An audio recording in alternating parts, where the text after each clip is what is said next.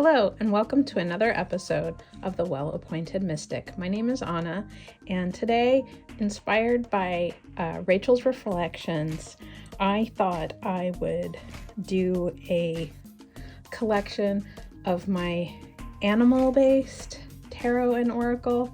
But what I discovered was that I have so many that I'm going to split this into two parts. So today I'm going to go through my tarot, my animal inspired tarot decks, and then I will do a separate video for my oracle because I believe I have like 11 tarot decks to show you, and then I probably have 10 or 11 oracle decks as well. So I figured it would make more sense to divide it into two.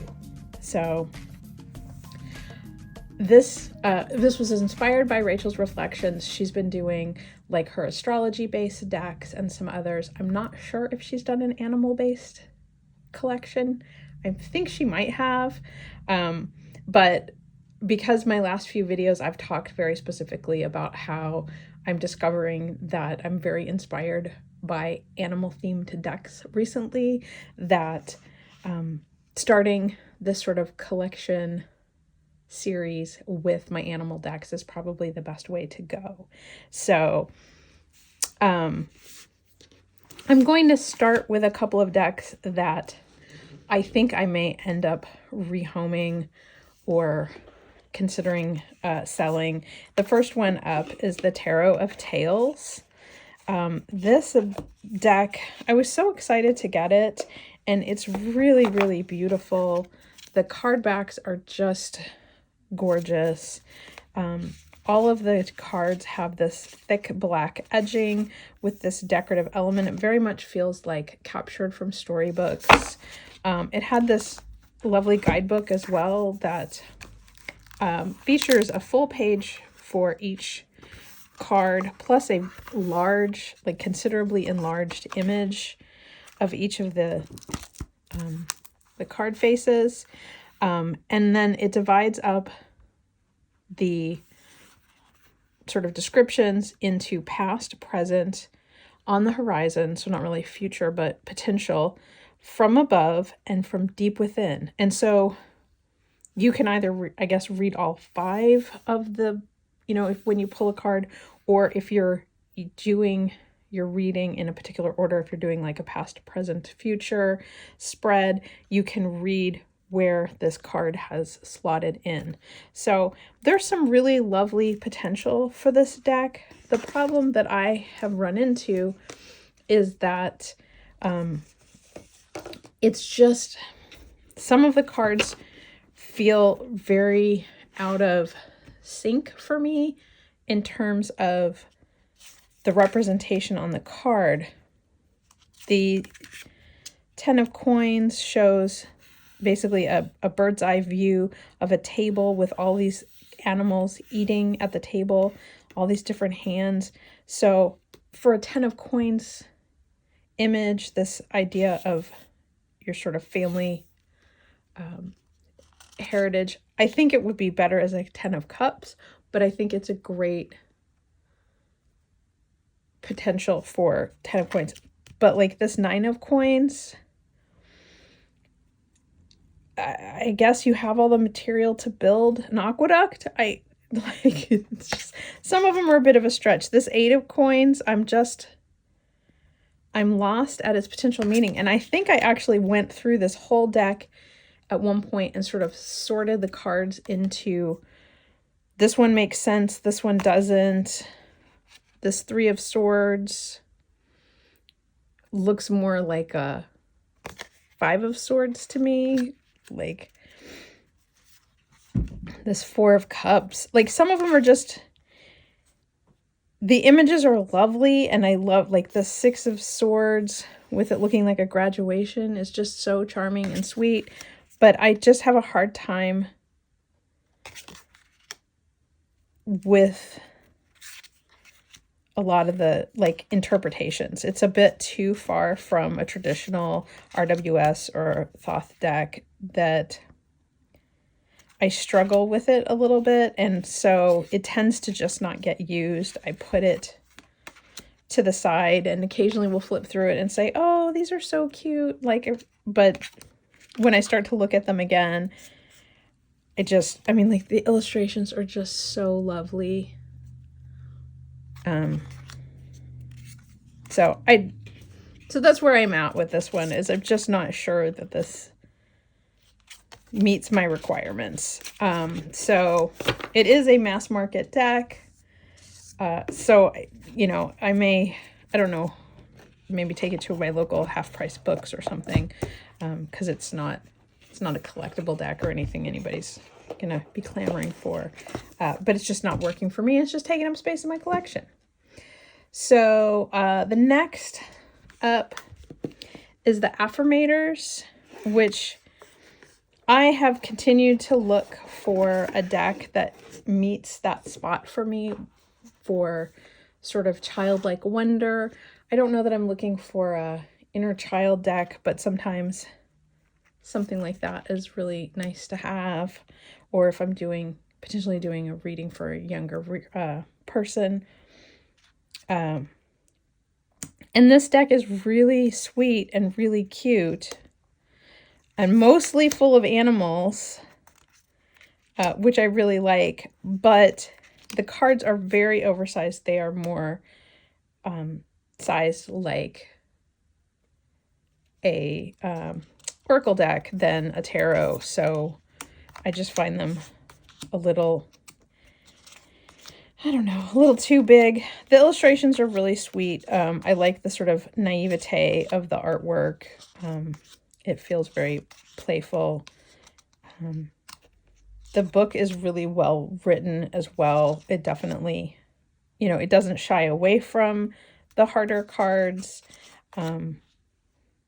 but it definitely, you know, it definitely gives you sort of a softer sort of story around them. So anyway, it's a cute deck. I'm on the fence. I might keep it for a little bit longer, but I don't find myself reaching for it very often, so I'm not sure. But anyway, so that's the Affirmators.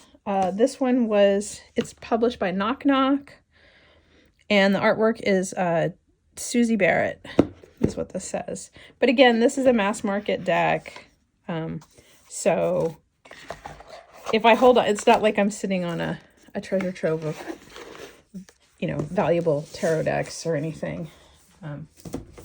So let's see, what am I going to do next? Okay, I'm going to do a deck this is the White Newman, which is described as the Sacred Animal Tarot, and that is why it is in this grouping, though there are a lot of people in this deck, so I don't always think of it as an animal deck. So is it an animal deck? You tell me. I trimmed the edges off of mine, and I think it just makes it nice. There seems to be animals in most of the cards. She's got birds sitting on her arm and her shoulder. There's a snake at his feet. Obviously, Strength has a tiger. But there are some that don't. I mean, I guess this could be seen as like birds flying in the distance. So is it a sacred animal? Like, is it actually an animal deck? I'm inclined to say no. There just aren't enough animals in it. I do really like this deck, though. When there are animals, they're wonderful, like the Seven of Cups, the illustration of this horse. So it's a nice deck. I'm on the fence if it really qualifies as an animal deck, though. So that is the White Newman Sacred Animal Tarot. The next ones that I'm going to talk about are ones I've mentioned a couple times before on this channel. They are both from Three Trees. It is the Oak, Ash, and Thorn, and the Heartwood by Stephanie Burrows and Adam Ohlers. The Heartwood is specifically sort of tells the tale through the cards of this mouse who ventures to this house to sort of find his safe space, I think. And then the Oak, Ash, and Thorn. It is an assortment of different animals throughout. And what I really like about Oak, Ash, and Thorn is that in the minors, there's a specific, I think there's a specific animal in each of the minor suits. So let's see, I think is it rabbits that are through all the pentacles? Swords are birds. There's squirrels in the cups. So. But these are just, I love the visual storytelling in these. The illustrations are so lovely. They're magnificent. I really do think I'm going to need to get the full size of the Oak, Ash, and Thorn because I like falling into the larger size cards, even though my hands are tiny. Look at this sad little squirrel. So lovely. 9 of Pentacles, this bunny asleep. But yeah, so these are, I love these decks. I love how they make me feel when I look at them, because I just find that this is such a perfect example for me of animal decks that allow you to see yourself or a part of your personality as you're reading the cards, or that of the client or someone in their life, you know, or just a part of your personality. Like, it's so much easier to see yourself in an animal than it is to see yourself sometimes in a card that has male presenting or female presenting, or a young person presenting or an older person, if you are not one of those things, you know. So, but, you know, we can all be a wizened owl, or, you know, a frightened mouse who needs help, an adventurer, or, you know. So these are such great decks. If you don't have them, I do really recommend them if you like animal decks. So that's the 3 trees and the Heartwood, which are probably 2 of my favorite animal decks. I will switch to the Guardian of the Night by MJ Cullinan. This is a deck that I wasn't sure if it was going to ever resonate with me. And then I trimmed the borders off, and that made all the difference in the world for me, I think. This is a Hay House deck, so it was the large Oracle-sized cards, and they had very prominent sort of brown borders. Trimming those borders off really allowed me to focus more on the artwork and pick up more of the details in the backgrounds of each of these cards. So just really made a difference for me. I really like this deck. I was initially less inclined to like it because of some of the illustration style of the animals wasn't for me, but I find it less noticeable in this deck than some of MJ Cullinan's other decks. So this is definitely one that I imagine I will be working with more. I worked with it in October. But yeah, I really like it. I really enjoy the guidebook with this one as well. And those card backs are just stunning. I love them. So the next one is the Every Little Thing You Do is Magic. I've talked about this one a couple times as well. And this one I see as an animal deck because of it doesn't really have any people in it. It does have a lot of animals, but it's just, you know, the animals, the symbols, the landscapes. In some of them, there's more just natural elements, you know, just the hands.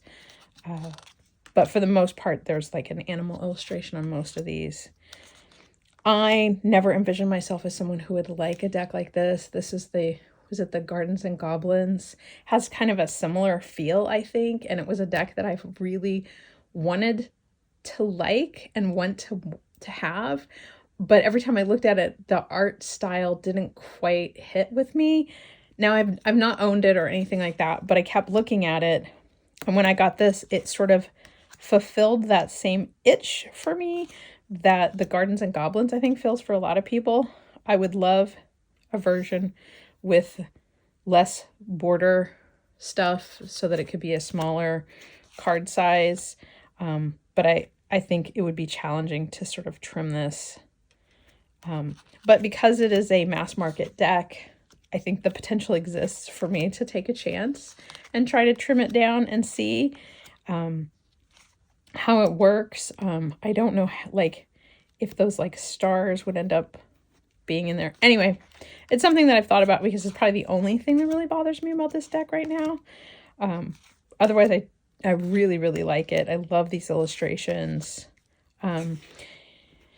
In the world of collage decks, where you've got a combination of photography and illustration, this one has really hit me in a way that I wasn't expecting. I always want to love collage decks, and I'm just super choosy about them. So I'm so glad that this one managed to hit me in the right spot. So this was created by Callie Little and Maria Seal and is published by Potter, Clarkson Potter, if you're looking for it. So next up is my Animam Mundy, which is my other sort of true love animal tarot deck. This is the deck that I've been working with in the month of December. And in the minors, there tends to be a bit more of just the icons, the symbols, a little more pippish. But through a lot of it, I mean, there is floral in some. In the guidebook, they always tell you what the animal or the floral is that's included, which I really like. But like this little raccoon, you know, the little beavers, or I think those are beavers. In the cups, I think all of the court cards are like whales and dolphins and things like that. So just some really lovely, the florals. And in the guidebook, it will tell you what the floral is and sort of what it symbolizes for some of the cards in the majors. So for an animal deck, the simplicity of it, it's just a really beautiful deck. Other elements about this deck that I love is I love the paper stock. It is that linen finish, pretty flexible, gold edges. It's still a little large for my hands to shuffle, but overall, it's a really lovely deck. And this one was created by Megan Weyerweden. It is an indie deck and one of my favorite indie decks, honestly. So next up is the Phantasma Tarot by Paulina Fay. This one is mostly like fantastical animals. I love that her guidebooks, there's never like they don't have real lengthy info, but it's always really well written and very poignant. So I've really appreciated that. So I've been surprised at how much I like the Paulina Fay decks, but there appears to be animals or some fantastical beast in just about all of the cards. The court cards do have more figural characters, but not always. Like this Knight of Pentacles is like a rhinoceros type character.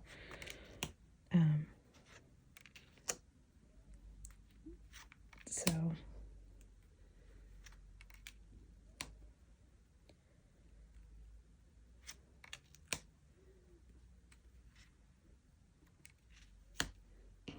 A little polar bear with little band-aids.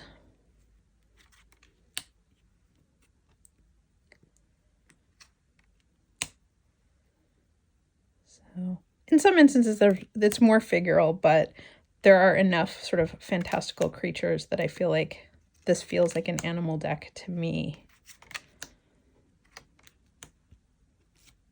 So that is why I'm classifying it as an animal deck. This sort of flying lion. Is it a griffin?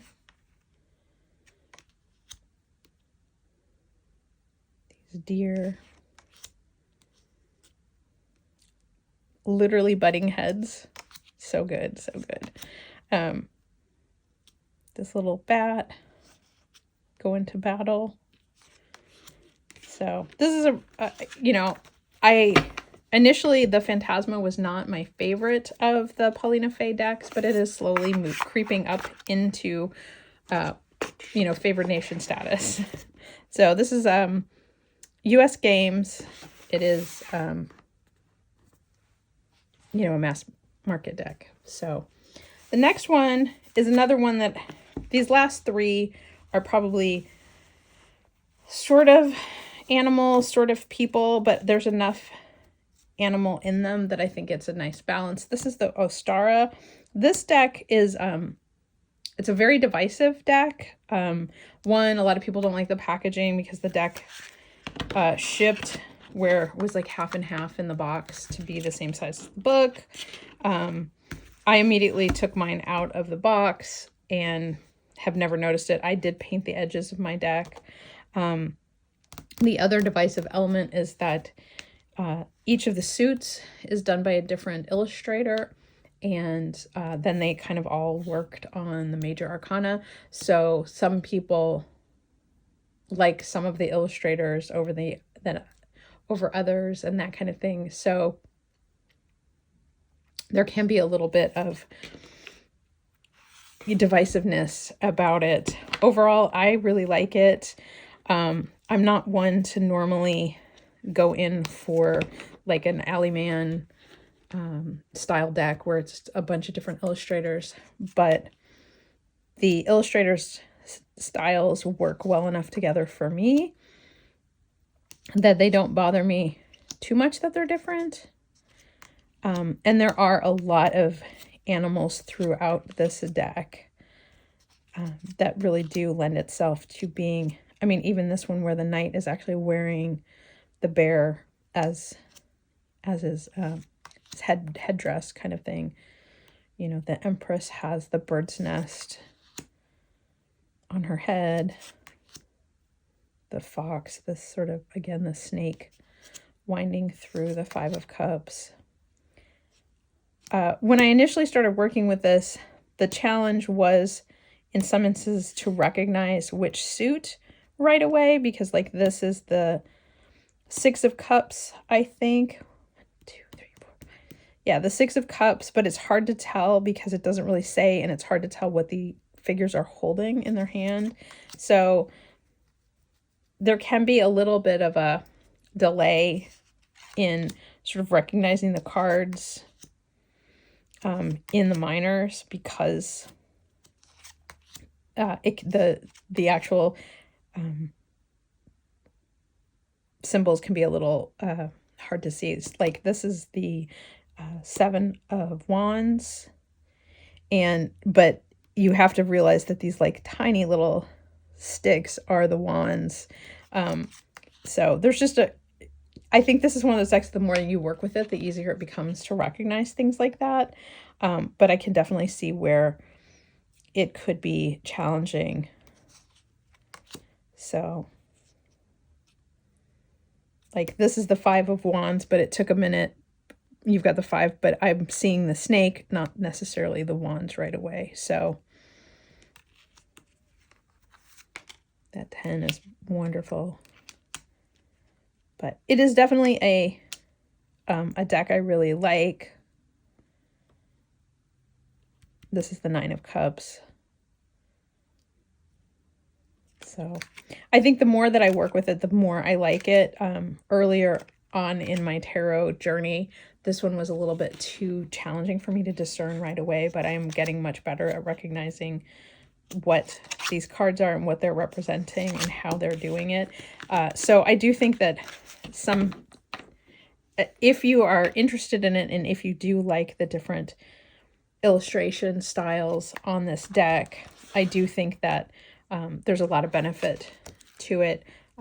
The guidebook is nicely done too. It does include reversals, keywords, as well as the images, full color images, and description. So I think I will definitely give this, you know, like I used this one this past spring, obviously with a name like Ostara, it felt appropriate to use it in the spring time. But I do think I will pull it out again with yet another year of experience under my belt. So is this the last one? I think this is the last one. And this is Into the Hive, or it's the Bee Tarot. The book says Into the Hive. Oh, Llewellyn, you do this to me every time. They put a different title on the book, which always confuses me. And because then I put the box that the deck comes in somewhere else, and then I forget what is the actual title of the deck and what is the title of the book.